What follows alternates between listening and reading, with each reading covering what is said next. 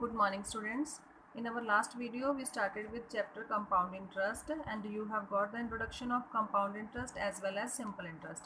For simple interest we use this formula, and for compound interest also we are going on with the same formula, as the topic is without using formula. Compound interest, it is clear to you, money is said to be lent at compound interest when the interest which has become due at the end at a certain fixed period is not paid to the money lender, but it is added to the sum lent. It means the sum lent increases every year, and it means the principal is renewed every year. So here is the first sum of the exercise. Here we have interest for the first year given as rupees 5,700, and interest for the next year is given as rupees 7,410. See, this is the first interest, this is the interest for the next year. When we find a difference between both the interest, you get 1,710. Now what is this? What we have got after the difference? It is the interest for 1 year on the previous amount, on the previous principal. So on 5,700, this is the interest for 1 year. Now using the formula for rate of interest, we have interest multiply 100 divided by P into T, that is principal multiply by time. Using the formula you can find out rate of interest. For sum number 6 we have Geeta borrowed rupees 15,000 for 18 months at a certain rate of interest compounded semi-annually. So principal amount is 15,000. As she borrowed 15,000, it is the principal. Time taken is 18 months, that is 3 half years. Why we have changed 18 months into 3 half years? Because the rate of interest is semi-annually, that is half yearly, and amount paid after 6 months is given as 15,600. Now you have principal and the amount. So using the formula interest is equal to amount minus principal, we can find out interest for first 6 months. So here you have the interest. Now interest is there and principal is there, time you have half year. So rate of interest will be, using the formula, feed the values P, T and I, you can find out rate of interest is equal to I multiply 100 divided by P into T. So here you can find out rate of interest. For second part, we have to find the total amount of money that Geeta must pay at the end of 18 months. So first we have interest for the second half year. We can use the formula P, principal, rate and time. What will be the principal? That is the amount of the previous year. Previous amount will become the next year's principal. So here it is the rate of interest, then time taken divided by 100. Here you got interest for the second half year. Now amount for the second half year is equal to rupees 15,600, that is the principal, plus interest. Here you got the amount for second half year. Now it will become principal for the third half year. So next this amount is next year's principal. Interest for the third half year is equal to principal multiply rate. See, rate we have found in the first part 8. Why we are taking as 4? Because we are using half year.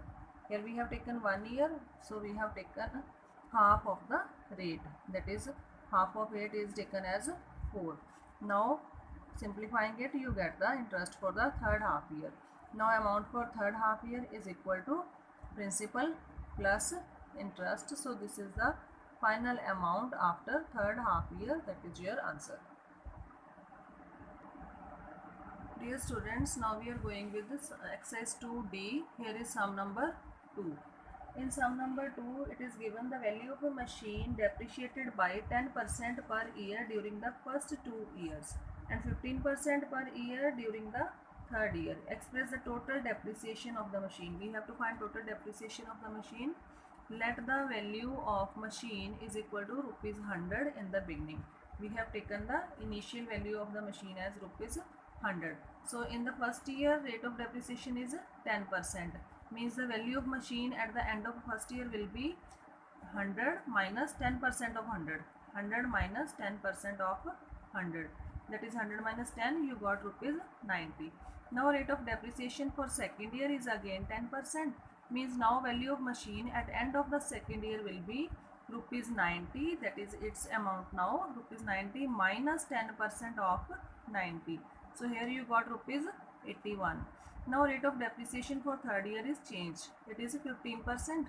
So value of machine at end of third year will be rupees 81 minus 15% of 81. So here we got 81 minus 12.15, that is 68.85.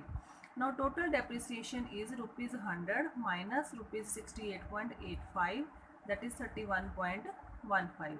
Percentage of depreciation will be 31.15 multiply 100 over 100, that is 31.15% answer.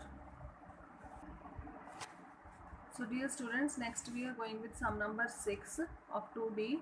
Find the sum on which the difference between the simple interest and the compound interest at the rate of 8% per annum compounded annually be rupees 64 in 2 years. So here it is, difference between compound interest and simple interest is given as rupees 64, time period is 2 years, rate is given as 8% per annum, let principal is equal to rupees 100.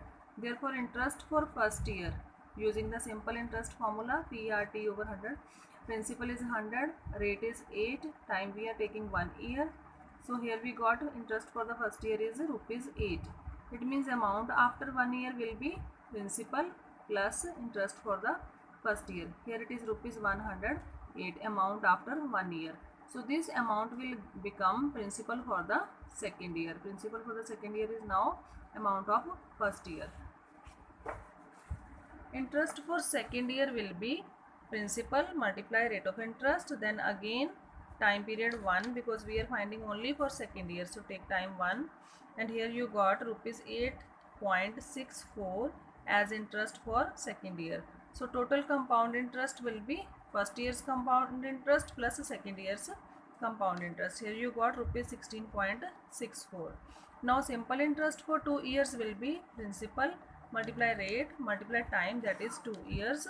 So here you got rupees 16 as a simple interest. Now difference between compound interest and simple interest, that is 16.64 minus rupees 16, here you got rupees 0.64. See, we have calculated this difference when we have assumed principal as rupees 100. It means if difference is rupees 0.64, then principal we have taken as 100. If difference is 1 divided here, the principal will be 100 over 0.64. It means if difference is rupees 64, that is given in the statement, then principal will be rupees 100 over 0.64 multiply 64. So solving all this, you will get rupees 10,000 as the required amount. So that's all about this sum. So dear students, please go through the whole chapter, try the sums, must do a good practice as you have to prepare for your exams. And if you have any doubt, please WhatsApp me. We can clear our doubts and you can get the notes also. Thank you. God bless you all.